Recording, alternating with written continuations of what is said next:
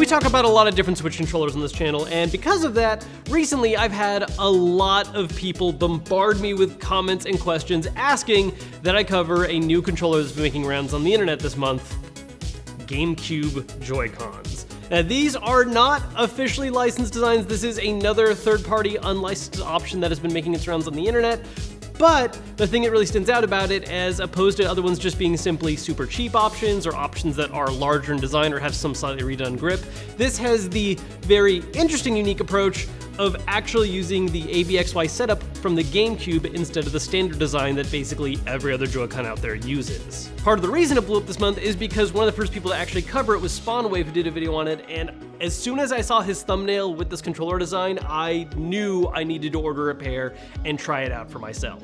Now, before we dive into the in-depths of how this actually works out, I do have to say right now that I love this idea. Something that really resonated with me when the Switch was first announced by Nintendo was the idea of modularity, that the controllers were something that attached to the side of the system, and therefore potentially we could get different alternative designs over the course of the future. And as it turns out, Nintendo hasn't really done that at all. They've used Joy-Cons in a couple of different ways, but most of the time it's in the way that they used the Wiimote for the Wii, where it's like, oh yeah, you could put it in this wheel thing, or you could put it in this little gun attachment. There hasn't been any kind of actual brand new controller idea, and this is the kind of stuff that I was really hoping to see them do. Official variants where you can see different kinds of things. Like, we've had a couple licensed third-party options, like Hori's D-pad Joy-Con and even the SplitPad Pro, which I love, but I would love to see other official options that explore ideas like this. Now, thankfully, while these are unlicensed third-party Joy-Cons, they are actually almost fully functional ones. They're very comparable to regular Joy-Cons. You have the ability to use them wirelessly.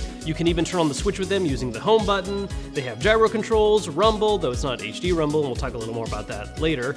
And you can even scan Amiibo, which is pretty rare across a lot of third-party controller options. The only major thing it's really missing is that the right Joy-Con does not have the IR sensor, which doesn't come up a ton, but that is the one limiting factor they have compared to regular Joy-Cons.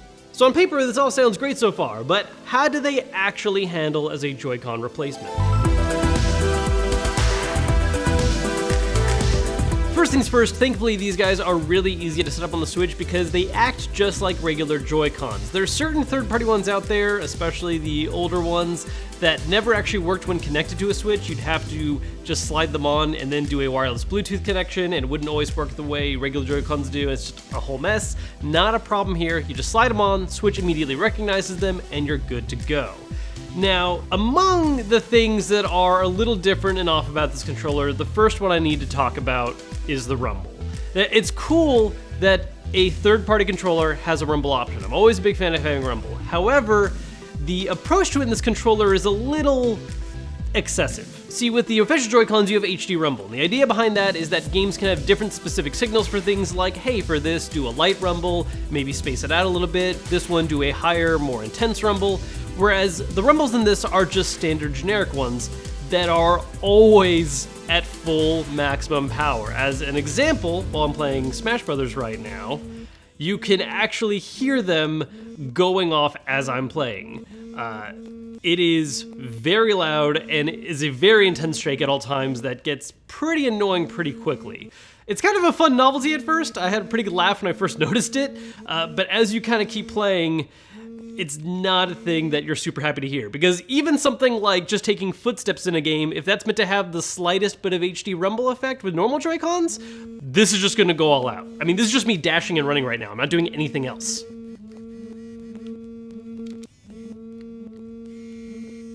Yeah.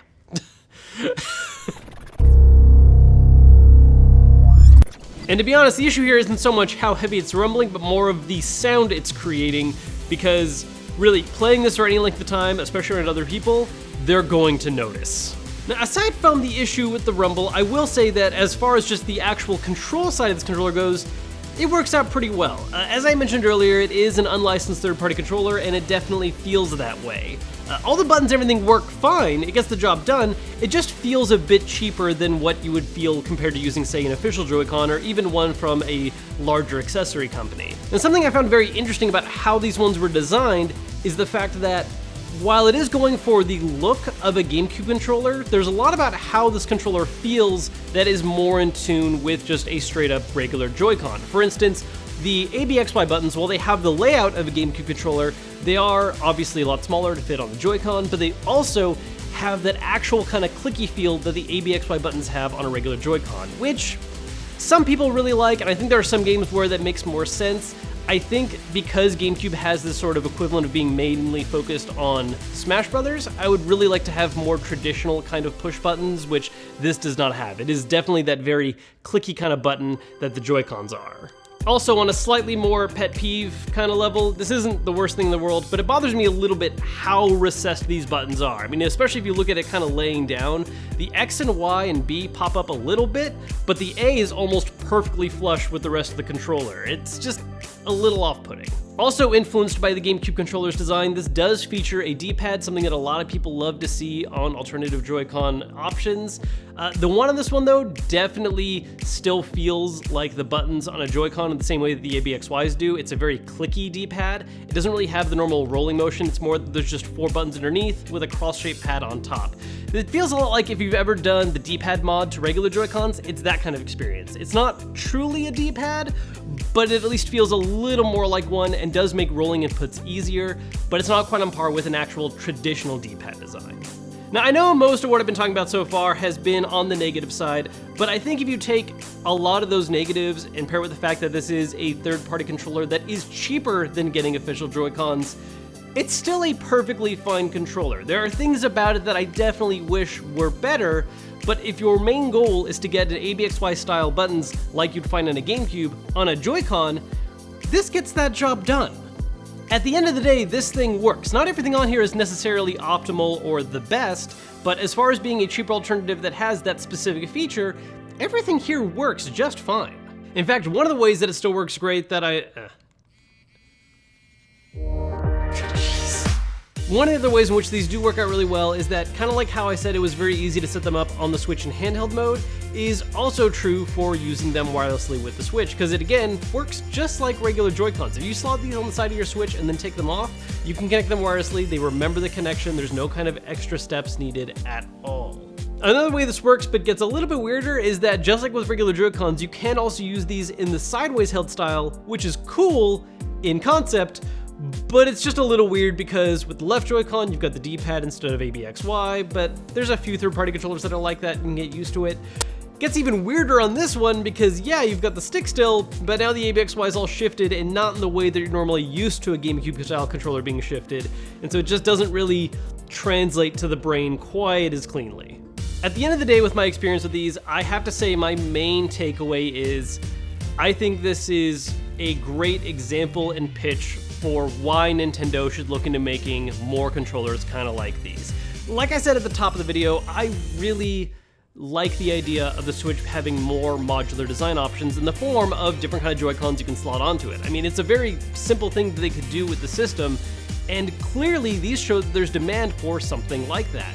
In the past, when we've looked at other alternative Joy-Con options, a big question has been, well, can I get something bigger? Can I get something that's more comfortable for my hands? And Nintendo has started to address that issue a little bit in the form of third-party licensing, like we saw with the D-pad and the SplitPad Pro for Hori. But I would love to see Nintendo themselves really tackle idea designs like this, where they can take people's favorite aspects of past controllers, like the GameCube, and adapt them to a different kind of Joy-Con design.